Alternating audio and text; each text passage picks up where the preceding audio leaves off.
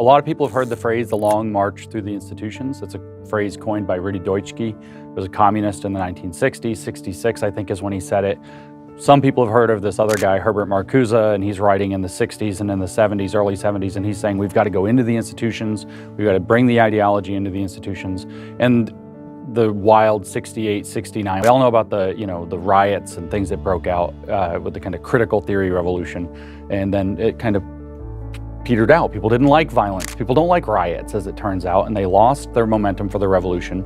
And they said, we're going into the institutions. And by the mid-'80s, that's what Marxification of education is actually about. They got linked up with this fellow, Paulo Freire, a Brazilian Marxist educator.